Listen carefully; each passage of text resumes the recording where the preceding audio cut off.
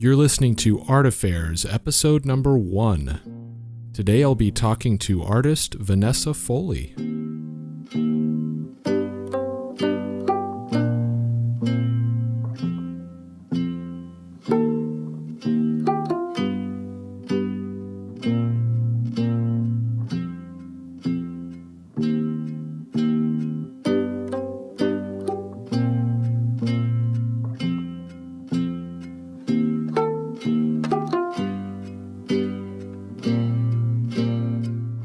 Alright, so my name is Michael Faith, and this is Art Affairs.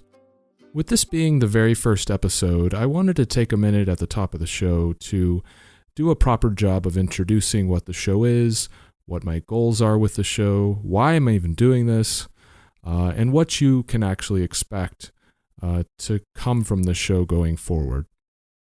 So, Art Affairs is intended to be a fairly regular look at and into the new contemporary art community. We'll be featuring artists, gallerists, curators, printmakers, shining a spotlight on the human side of the wonderful work they do. And I emphasize human side because I'm particularly interested in getting a good understanding of an artist's background, their motivation, where their art is coming from. And why am I doing this? Why on earth would I add more to an already overwhelmingly full plate? For a couple reasons. I feel like this is sort of a natural extension of a couple of different things that I've always found incredibly fulfilling while being involved in this community. One of those is just sharing my passion for art and the artists that I'm interested in.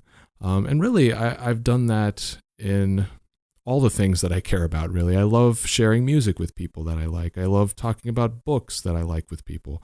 And I've always really loved sharing artists and artists' work with others in an attempt to expose them to maybe artists and artwork that they may have never otherwise encountered. That's always been fulfilling to me. And the other thing, the second, is I've always enjoyed getting to know the artists behind the artwork that I love. That's always been extremely important to me as an art collector and somebody who appreciates art. Getting to understand their background, their motivations, really enhances the art appreciation experience for me. So that's always been a big part of my engagement with the community. So this podcast is really sort of a natural marrying of those two things that have always been really important to me. So hopefully those are interesting things to you. Hopefully those are things that you will find engaging and take interest in. I'm still learning here. I hope you'll be patient with me. I'm learning the editing process, still learning the workflow. I've done a lot of research and I've come a long way, but I know I still have a long way to go. So, hang in there. If you like the concept for the show and the intent behind it, I hope you'll stick around while I work through my teething issues and growing pains. You can find all episodes of the show on my website, artaffairs.podcast.com. You can also contact me through the website as well if you want to reach out and let me know. Tell me who you want to have on the show. I'd love to get your feedback, whatever that might be.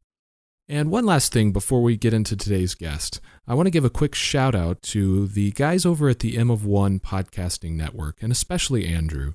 When I first got this idea in the back of my head that I might one day want to do a podcast, I was starting brand new from scratch, never touched editing software, had no idea what the equipment was like, the workflow, the editing process, any of that.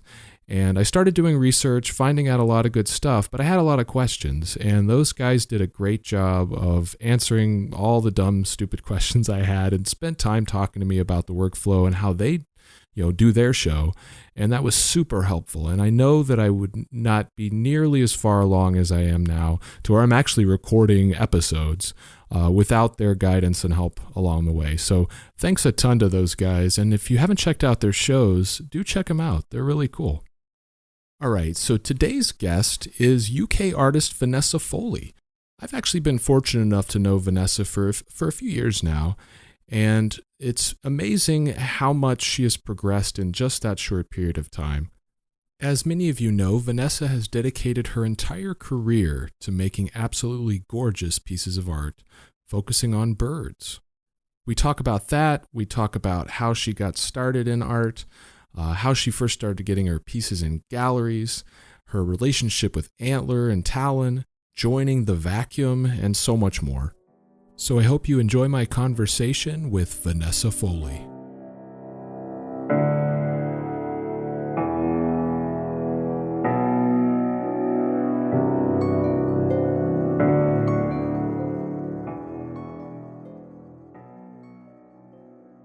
Vanessa, thank you so much for coming on the show. I'm really glad to have you on. Oh, thanks so much for inviting me, Michael. It was a lovely surprise and quite an honour. Awesome. Well, I have so much that I want to talk to you about, so let's just jump right in. I don't think it would surprise anybody to know that you're from the UK. I'm curious to know a little bit more about the environment that you grew up in. So where in the UK did you grow up? I grew up in a town, a city called Newcastle. I'm sure many people can, well, especially from the UK, will recognise my accent as being from up north in England. We're sort of right near the border to Scotland. So it's a lovely, lovely city, quite small, but we're surrounded by a beautiful coastline, and then a lot of really great countryside. It's quite rural roundabout. There's a lot of history in the area. We have the Roman Wall there, and it's just a really lovely place to grow up in a great city. Being that close to Scotland, did you find that there was a lot of cultural influences from the Scottish, history and some of the Scottish traditions? I'm not really sure. I think my sort of the vocabulary, a lot of the vocabulary from here is very influenced by the Scottish. Um, no, I think sort of England and Scotland sort of keep themselves to themselves with regard to traditions.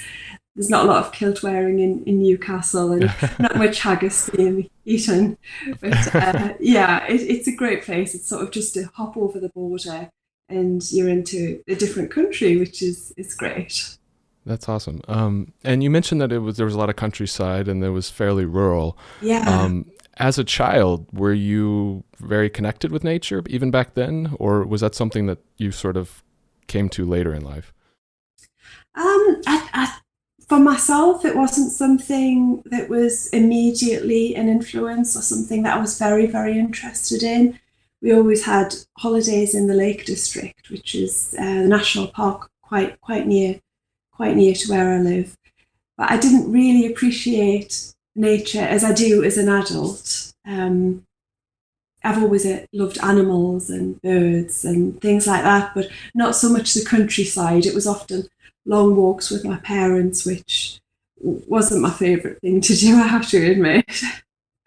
So then how did you grow that love of nature and animals, and how did you ultimately arrive at that as a passion in your life? Well, my parents always had a lot of sort of nature books around in the house. I've always loved books, so they have really been my first influence. My mum had the Reader's Digest Book of British Birds, which was my favourite book growing up, and it was only sort of recently, years later, that I realised it was illustrated by my favourite artist, Raymond Harris Ching.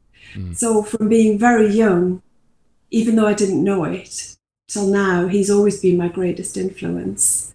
That's interesting.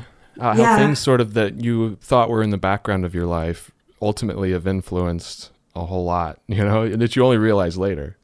yeah, it was so strange. I actually sort of went to my parents' house quite a few years ago with the hopes of sort of sneaking the book away, and then I realised once I had it to myself that it was actually my favourite artist. Hmm. My biggest influence, and he's always been there. That's really cool. And what sort of work did your parents do? Did they do any sort of creative pursuits, or was it not at all artistic? Not at all. We weren't. I'm not from an artistic family at all, really.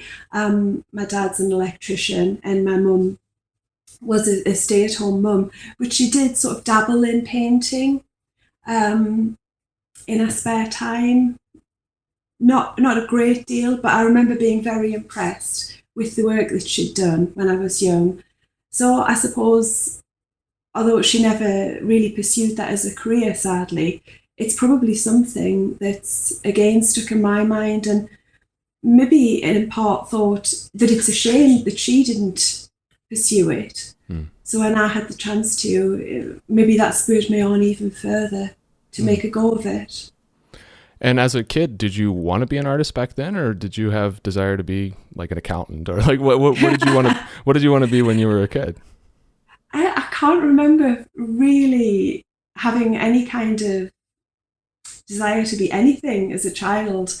I've always felt like an artist. I've always drawn or painted in my spare time and as a hobby.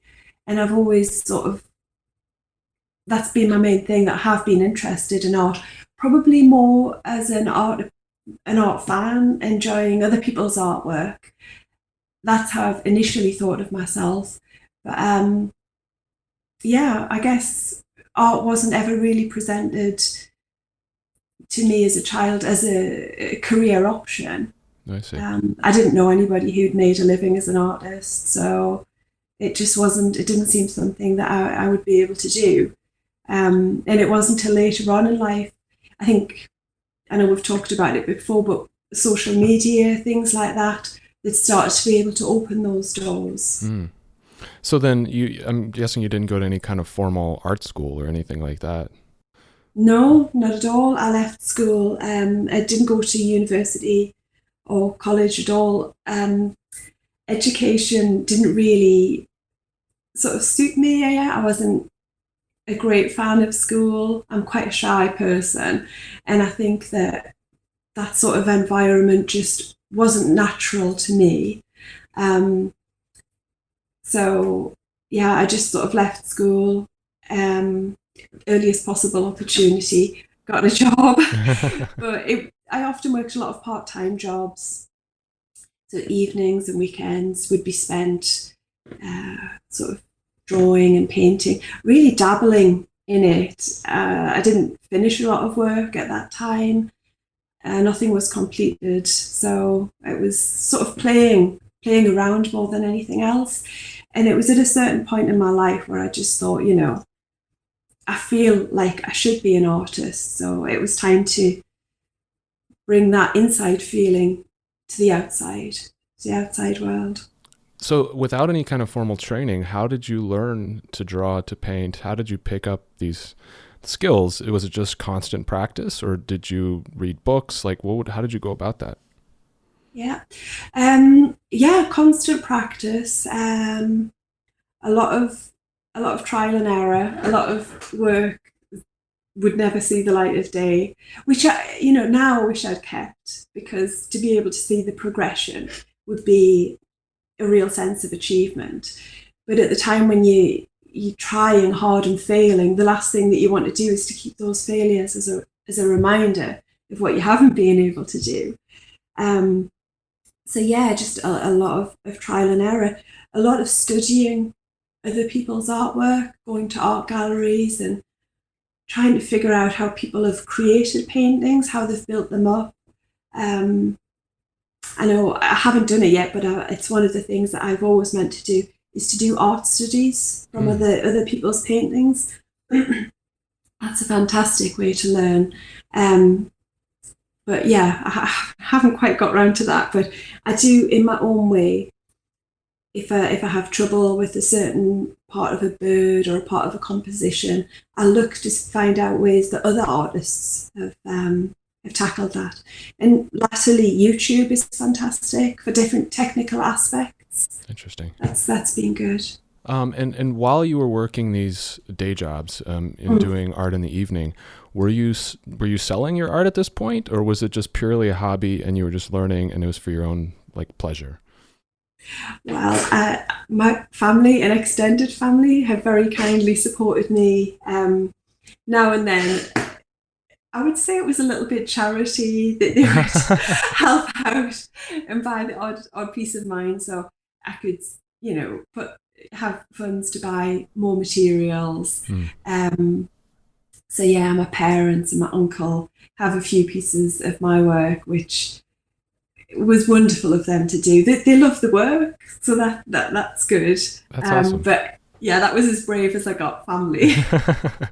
And as far as identifying birds as your sole passion and focus, how did that come about? Because I read an article, and I think it was an interview you did with Chris Jalufka in Evil Tinder, where you had recalled a time fairly recently when you were going through your studio. I think you were moving, and you'd found a folder with a bunch of different photos that you used for inspiration, and it was a vast variety of things, from still lifes to landscapes to figure study, stuff like that.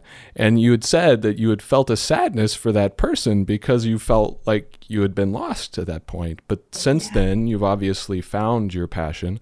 So how did you discover that? How did you have that eureka moment where you're like, this is what I want to devote my life to? Yeah. Wow, you've got a great memory. That's exactly, yeah. When you've related that again to me, I do remember the sadness that I felt when I found that folder of all those different images. But yeah, what happened was I went to a local gallery with some of my work, and it was sort of portraits, landscapes, birds, as well as I think there was some hares as well in there that I'd done a couple of March hares. And the advice from the curator was, although he loved my work and he did show quite a lot of it, was to specialise. So at that point, that was at the point where I thought back to what had been always most important to me.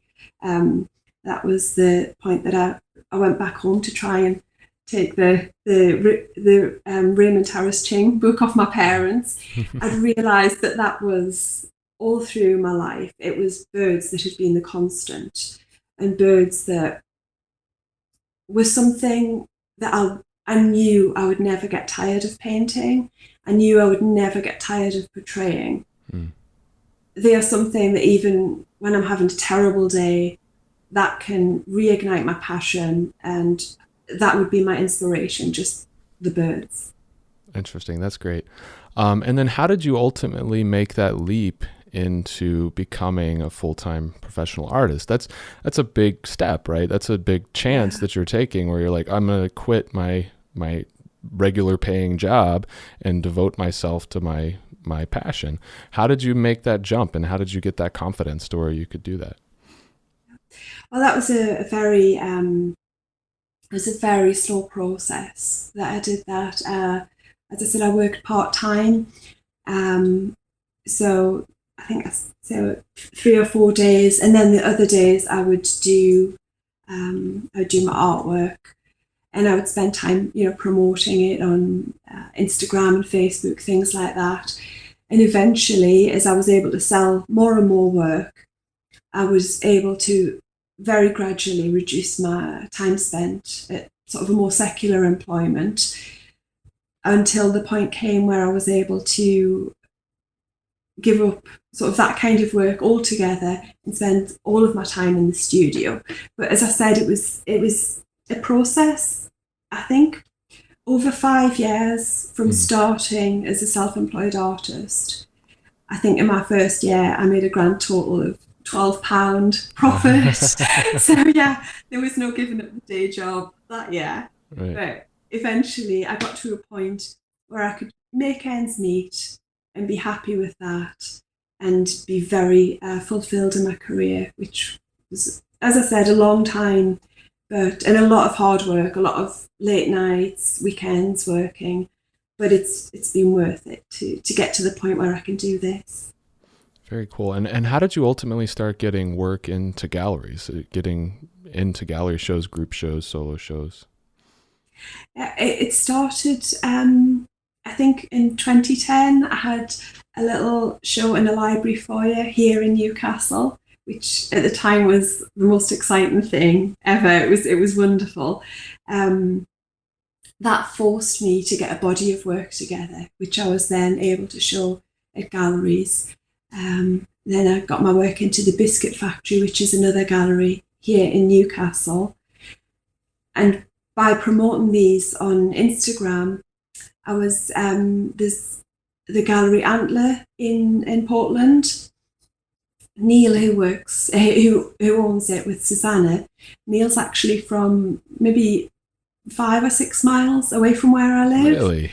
So yeah, he'd realised I was from his neck of the woods, so to speak, and he contacted me, very excited to be able to show someone from where he came from, and that was really how I started showing in America. That was my first sort of big break. It's a huge deal to be able to show in America for me, and Neil and Susanna made it happen, which I'm endlessly grateful to them for. Interesting. Yeah, I mean, certainly most of the shows that you've done have been in the U.S. and may not be a majority, but certainly a plurality of them have been with Antler or their sister gallery, Talon. So it's interesting that Neil actually is from your area, like very close. That's amazing. And there's a lot of synergy there too, because their focus is, and the reason that I love that gallery is they're focused on animals, and your work really has that synergy with them. So that relationship clearly has been a healthy one. Has it evolved over the years? Have you found that it's changed, or there's a different dynamic, or is it still pretty consistent with how you first started? Yeah, well, I first started with sort of group shows with them, which was probably at the time, it was sort of as much as I could cope with when I was working part-time as well. I don't have a huge amount of time to make big bodies of work.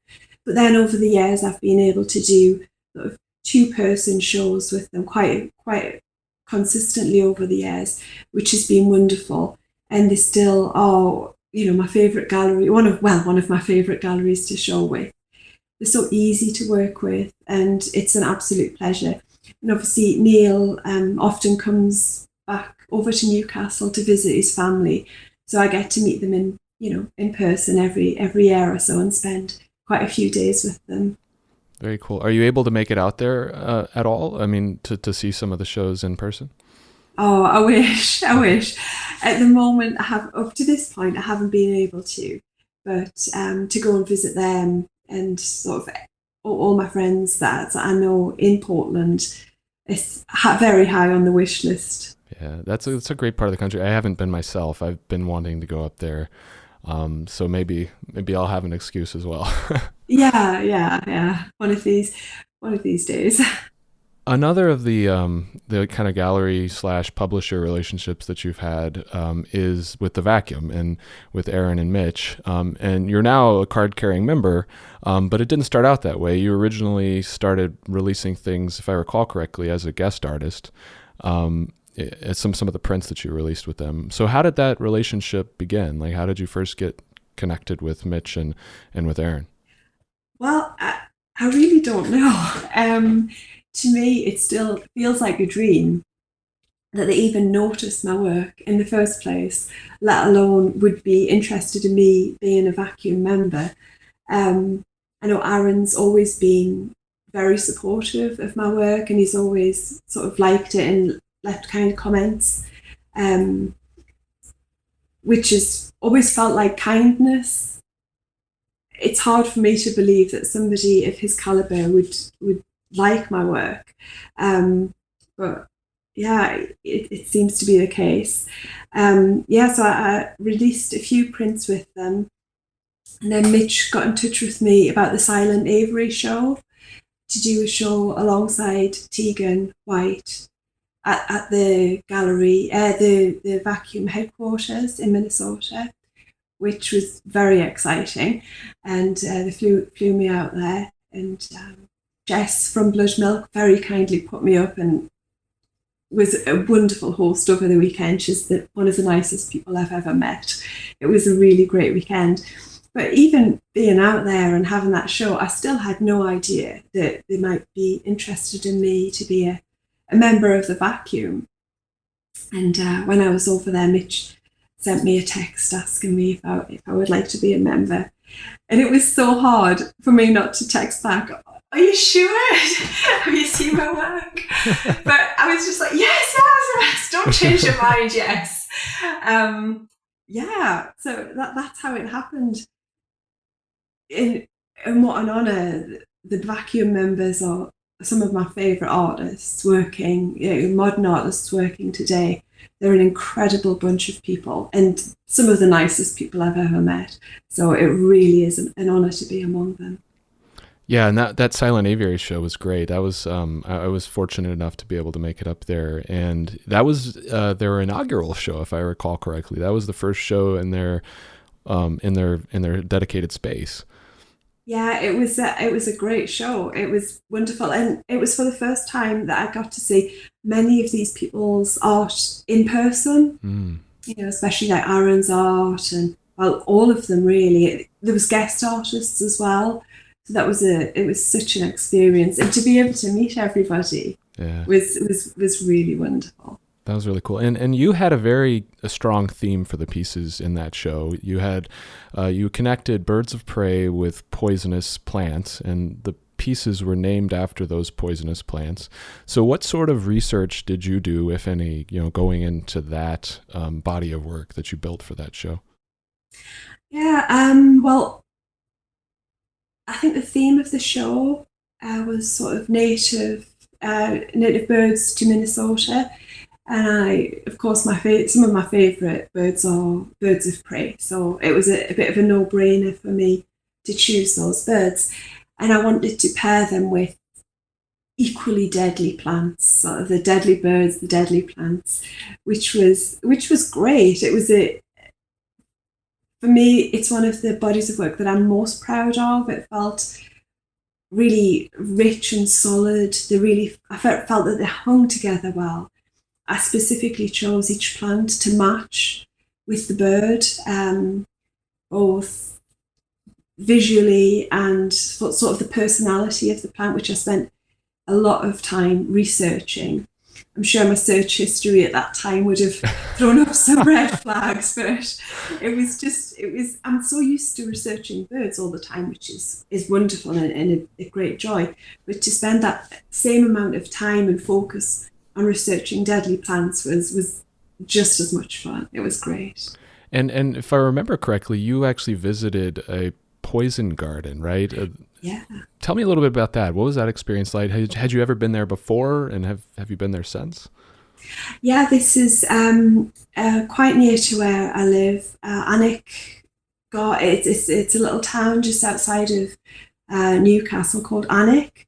The castle there is famous because I think they videoed quite a lot of Harry Potter. I haven't seen it, but apparently a lot of that's been filmed in the castle grounds there. They have sort of a botanical gardens, which is very beautiful, and a small area that's sort of closed off with gates, and you're only allowed to go in with the guides because everything in there is very poisonous, all of the plants. Which was a great experience. I got to see things that, you in a day-to-day, you would never, ever get to see. But then there was plants like sort of foxgloves, which are quite poisonous as well. So there was things that you might come across normally that you were able to learn about and learn how dangerous they were. And also things like deadly nightshade, which in the UK is not sort of a native plant, I don't think. Certainly one you keep away from. Yeah, that's really cool. And I love the idea of pairing, deadly plants and deadly birds. What sort of research do you do regularly with your bird pieces? Like how much do you gather as far as photo reference versus just experience with the birds over time? Tell me a little bit about what your research process is like. Yeah, well, as I mentioned, one of my favourite artist is Raymond Harris Ching. And what sets him apart from other artists is he portrays birds in a naturalistic setting and very naturalistic poses. you might sort of have them pause scratching or doing something that might not immediately make your first choice for a painting, but it's their nature that he's portraying, and that's the most important thing. So for myself as an artist, that's the path I've wanted to go down. Not so much how an artist views a bird, excuse me, but rather how the bird is. So I spend a lot of time watching birds in real life, if possible. We have some sort of bird sanctuaries quite near here, which I would visit. If not, I would, YouTube is a great resource. So I spend a lot of time, yes, certainly looking at photographs for detail, because I do enjoy capturing the detail of the bird, but I'll spend just as much time watching them in videos, seeing how they stand when they're alert, how they act when they're at rest, or how they interact with each other. And I really try to bring that naturalness to the birds that I draw or paint. Oh, that's interesting. I like that you pick something that's more natural rather than something that may be more, I don't know, visually appealing. You're wanting to capture their essence. Yeah, I want to make them the most important thing and not the viewer the most important thing. If that makes sense. Totally. No, and I've never really considered that. That's really cool. As far as the mediums that you work in, you early on, you predominantly worked in graphite and oil, and then have since kind of added colored pencils to your repertoire. What motivated you, I guess, to explore that medium, and how did you get comfortable with it to the point where you're now putting pieces in galleries that are full colored pencil pieces? I think that there's two things really. Firstly, I'm a huge fan of Marco Mazzoni, who works solely in coloured pencil.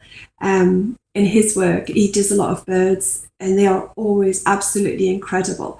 So after a while of looking at his pieces, I thought, I have to give this a try. And, surely it'll be easy. And it is not.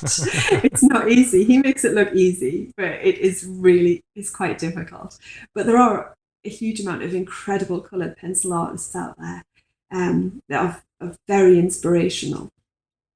And because I work so many hours at drawing and painting, I just felt like I wanted to try something new to maybe refresh. I love graphite work. I love working with pencils. I love how immediate it is. And it's something that you would have been one of your first mediums as a child is coloured pencil. And it does have that playful aspect to it. Oil painting feels very grown up and serious, but when I get my coloured pencils out, there feels like a little bit more freedom and sense of play in that. But it's I think probably one of the hardest mediums, or maybe it's just because I'm still feel quite new with it, but it is actually incredibly difficult. What is your favorite to work in across all of them, or do they each have their own appeal to you in different ways? I'm not sure. I really do feel like a proper artist with air quotes around that when I'm working with oils. I feel like, yes, this is what artists do. But then if I spend a lot of time working with oils and I see some graphite work, either my own graphite work or other people's, I really miss that. And then I'll spend a lot of time with graphite and think I must get back to the oils. So I swing and roundabouts, which one I like best. At the moment, I'm doing a lot of oil paintings. So yeah, I would probably say I can't wait to get back to pencils. And when you're doing work for a gallery show, how do you decide which to work in? Is it just whatever mood you happen to be in at that time, or is it a request from the gallery? How do you decide what medium to use for new pieces? The galleries I've worked with have been wonderful so far, and I've never had any specific requests for anything really. They've just let me do what I think best, and thankfully had faith in me that it would turn out okay. I think with gallery work, I try to do a mix really, because I'm aware that some people would prefer to buy oil paintings and some people prefer graphite. So I like to make a variety of work for people that might be interested. And because I enjoy each medium equally, it's absolutely fine with me. And are there other mediums that you had your eye on that you'd like to explore in the future? I'm trying to do, well, I've recently done 2 birds in gouache, which has been interesting and a lot of fun. Obviously, I would point to Tegan White as being the master of gouache. Is incredible. So I felt like I would like to give that a try, and it was a very good experience. I enjoyed them, so I'm going to continue on with that. I did buy a lino cut set, I think this time last year, and I still haven't had a chance to use it. These things sort of get bought and put in the background, and then maybe a rainy Sunday afternoon I'll try, and then I'll get annoyed because I'll think, well, I've spent a whole afternoon and I'm not producing anything wonderful. But yeah, I do like. I'm sort of quite a hoarder of art supplies, so I've got a few different things on the back burner waiting to be broken into. That's cool. You mentioned that you've always had a love for reading, and I know just from talking to you, we sort of share a love of Stephen King. Yeah, absolutely. Do you ever find that any of the literary themes that you read about throughout your exploration into different books and artists or authors rather, do you ever find that bleeds into your work or inspires you in some way, whether it's conscious or subconsciously? I can't say that that's consciously happened. My ears always sort of prick up, so to speak, when an author mentions a bird. I know Stephen King does often reference birds in his books. I think there's a line in, maybe it's in It, I'm not sure. But one of the young boys is a bird watcher. And I remember the line being, "The grackles know your name." I think I might be completely misquoting it, but in my mind, I was like, oh yes, I'd love to paint a grackle and have that to be the title. So yeah, every now and then, if a bird's mentioned, I'll look up the bird and think, oh, that's a good one. Or I really like that sentence. But yeah, that's definitely one for the future.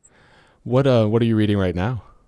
I'm almost finished Lissy's story, which is a Stephen King book.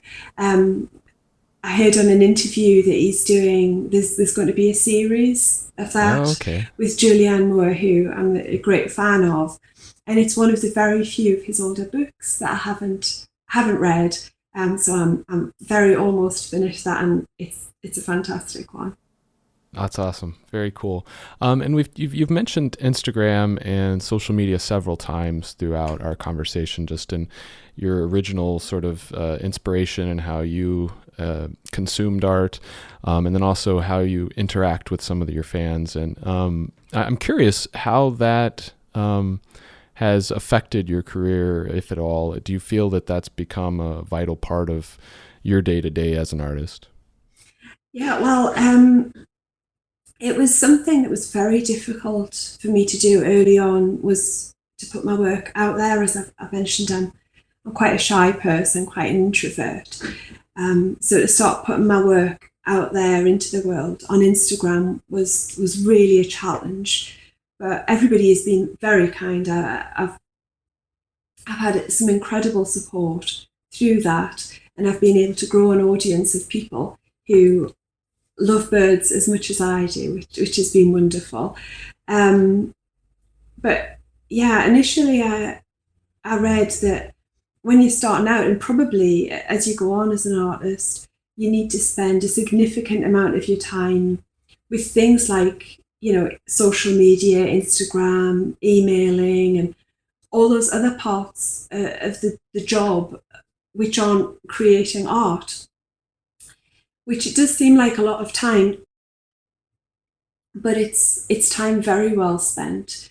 I've found a great community on Instagram, people who I've sort of never met, many of them I've never met in person, but and I view very good friends, and that's been a great encouragement to keep going and a great support of my work, which is been great. I think with these things, very often there can be a bit of a backlash. People might feel that their work isn't getting seen, especially with the Instagram algorithm. That I think that's recently disheartened an awful lot of people, and it is difficult sometimes to keep your enthusiasm up if you feel like your work isn't being getting seen. But the focus, obviously, for myself, I've kept my focus on my work and the people who love my work, and that hasn't changed. So that's the way I've been able to keep myself, not that it doesn't affect me, but certainly it hasn't dulled my enthusiasm. I focused on what was important. Very cool. And I know that one of the things that kind of blows my mind in watching the way that you interact with social media is inevitably either later in the day after you've made a post or the next day, you will reply to like every single person that comments, which is amazing because you have quite a following and that has to take up a lot of your time. Do you like schedule that time so that you can devote your attention to, the people that are commenting on your post? I guess I take it out of my day. It's at some point, either like in the evening or, as you mentioned, the next day. And it's something I've always done. When I had a few hundred followers, if people would comment, I'm incredibly grateful that they've taken that time to do so.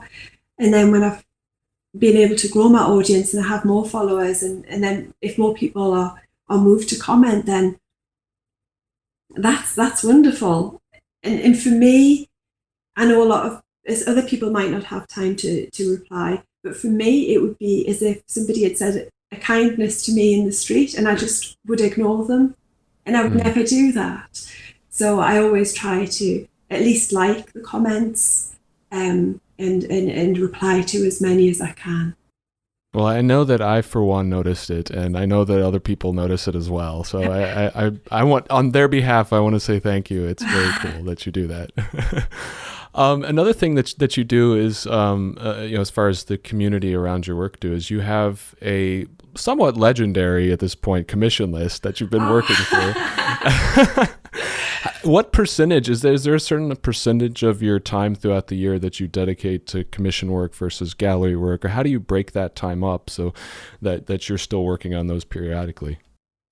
Yeah, well, I think over the last 2 or 3 years, I've really been focusing on gallery work. So the commission work was very, very, very little time was spent on that. And this year gone, I've really sort of had a word with myself, and I feel it's getting impolite now. I've got people waiting for a very long time, and I'm just waiting for the angry emails to start coming in because I think I've made people wait as long as possible, which isn't something that I wanted to do or something that I'd planned. It was just sort of the way life had went. Obviously, to show at galleries for myself was a great privilege, but equally that somebody wants a specific piece from me. Quite recently, I've had the privilege of doing sort of family portraits with birds representing each member of the family, and that's been so special. In both occasions when I've done that, to be able to portray members of the family in my own way, it feels almost like I've been invited in, and to be able to share something really special. But each commission has been incredible and for special reasons, and to get to know my collectors better and get to know them as friends has been wonderful. That's really nice. And you also do regular studio sales, and you've been doing those for a while, and they've sort of evolved over the years. How did you first get that idea to start doing those and doing them on a regular basis? I'm not really sure where the initial idea came from. I think that initially I probably had in my mind, because I wasn't very early on in my career, I didn't release prints of my work. I didn't have myself all organised to be able to do that. But I still wanted to make sort of small pieces of art available to collectors at a very affordable price. And I thought that by doing a small studio sale, I think I started off doing them maybe once every other month or once a month. I can't recall early on, but it was very regularly. And I would make, very often it was sort of little bee pieces or butterflies, to be able to make them available for people. And then over the years, the sales have got very well supported, which has been wonderful for me. It's been a huge part of being able to support myself as an artist. And now because the work sells out quite quickly, I've decided to make them twice a year. So there's a larger amount of work, which has also been enabled me to make larger pieces for the sales, and also sort of hand embellished prints. I try to make it an event for people, and something quite exciting with lots of things, lots of price points, because I know that art is an incredible luxury and something that really isn't something that we need. It should be a treat. So some people have a lot of money to spend and some people don't. And I want to be able to help as many people as possible have something special in their life. Yeah, that's really neat. I remember them for a while were quarterly, and then to your point, you wanted to make them bigger and more special because they sell out like instantly. Like it's literally instant sellouts every time, which is amazing. Did you expect that they would become as popular, or does that surprise you at all? Yeah, that really surprises me. It was it's, to me, what I do. I'm not someone who looks at my own work. I don't think any artists are, actually. People that look at their own work and think, wow, I bet people are going to want this. I bet this is going to sell. I don't. And it's been, it's been quite a few years that people have bought my work. And still, every time a sale comes up, I think, oh my goodness, I hope this goes well. I hope people like what I've been able to put together. Yeah, it really does surprise me that people like my work this much. One of the things that I know that you've felt very strongly about recently was dedicating time off on the weekends. So having a healthy work-life balance. And was that something that you've always felt strongly about, something that you've incorporated more recently? Yeah, well, I think for a long time I worked sort of all day, then into the evening and the weekends. And I think that really came from having art for a long time as my hobby. So I was used to sort of drawing or painting in the evenings and weekends.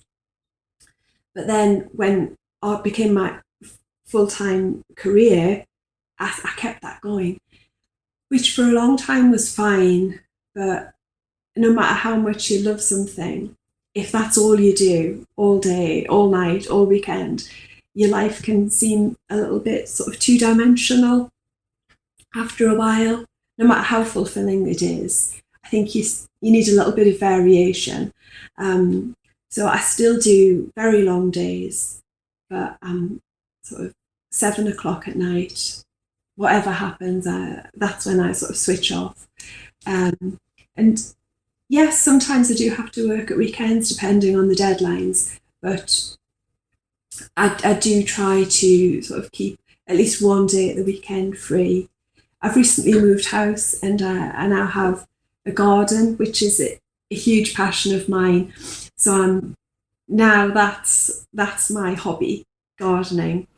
And very cool. Yeah, but which also is something that bleeds into my work. I've got a lot of bird visitors to my garden. We have sparrowhawks and a lot of sparrows, which the sparrowhawk calls lunch. Robins, and we've got a lot of songbirds here, which is it's lovely to be surrounded by them. And do you feel that forcing yourself to take that time away has changed the way that you work during the week? Like maybe more focused, or like how has that changed your regular working? Yeah, well, I'm not a very self-disciplined person. So if I thought I've got all day, from 7:30, 8 o'clock in the morning till on into night, there would be a lot of procrastination. There would be a lot of, Instagram checking and a lot of time spent doing things that aren't work related. I work from home, which also makes it very difficult to sort of keep yourself in that studio.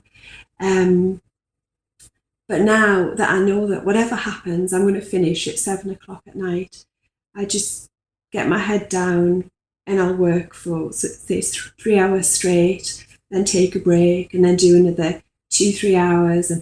And during the time that I'm working, I'm absolutely focused on what I'm doing. So yeah, it's actually, I'm probably more productive during the short periods of time that I have.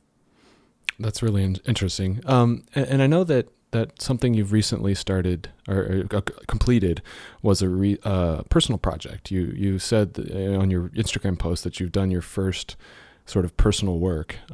Is that something that you've wanted to do for a while now, and you've just now had the chance to? Yeah, definitely. It was it's an oil painting of a little owl. This is another thing that I plan to do for a couple of years, to be able to carve out some time during my working week to work on a piece that isn't for a gallery, not for a specific collector, isn't destined for my online releases. It's just something that I want to do. And it was really a lovely experience to be able to do that, to not to make a decision with sort of one eye on what other people might think, but just to make the decisions on how my heart took me, which was, it was great. There was no time constraint to it, so I felt I was able to keep changing things that I wasn't happy with, or keep refining, and I was left with something that I'm very proud of. So this is going forward. This is going to be something that I'm going to keep doing, these personal projects. That's really cool. I mean, do you have a plan for how much of your time throughout the year that you want to do? Like maybe I want to do 5 of them a year. Like what's your plan for making sure that you do that?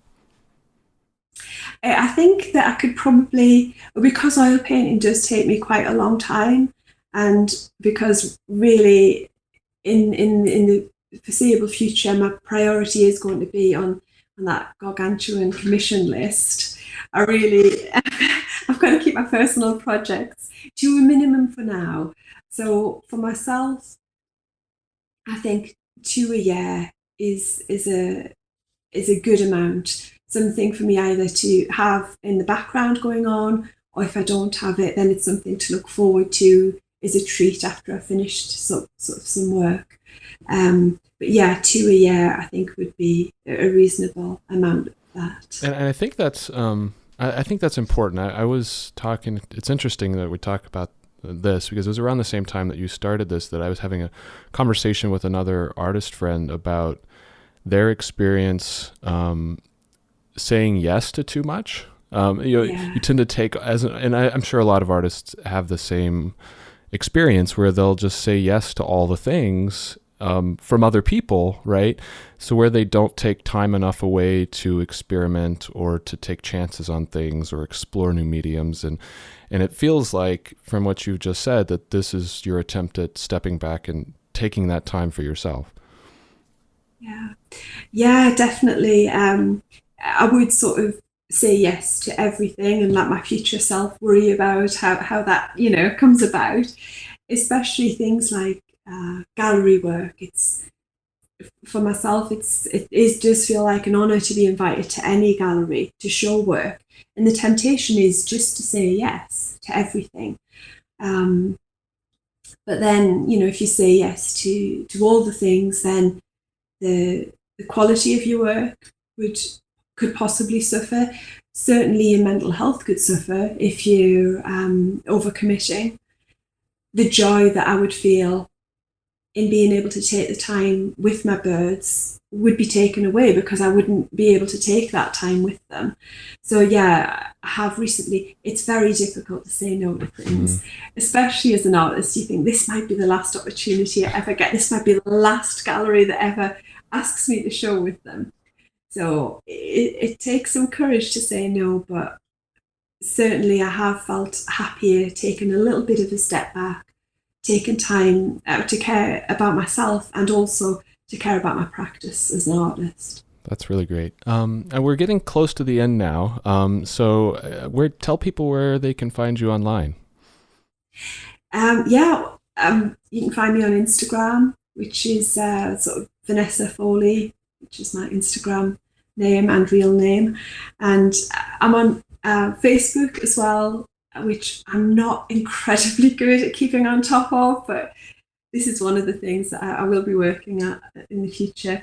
And I have a website which is very rarely updated, but another thing that I need to keep on top of. Mostly Instagram. Just find me on Instagram. That's where you'll find out what I'm up to. Very cool, and I'll post all of these links on the show notes as we post this. So, and then the last question I want to ask, which is something that I want to try to ask everybody, who is one artist that you would like to see me try to have on the show? Oh my goodness, there's so many. It's a difficult one.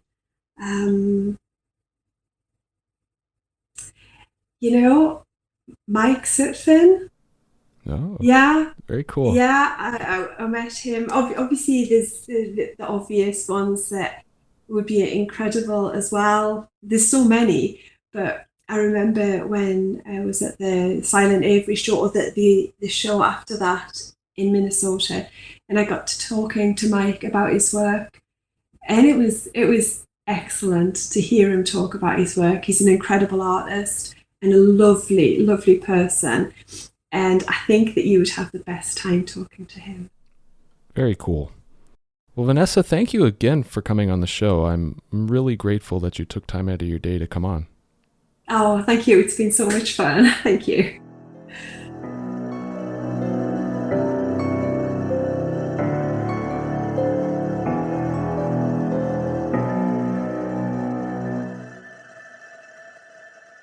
So that's it for this episode of Art Affairs. Thanks again to Vanessa for joining me, and thank you for checking out the show. Your support genuinely means the world to me. Feel free to shoot me an email if you have any suggestions for the show, or if there's a guest you want me to try and have on. Also, if you have any questions you'd like me to ask future guests, send those over too. I'd love to hear any and all feedback you might have for me.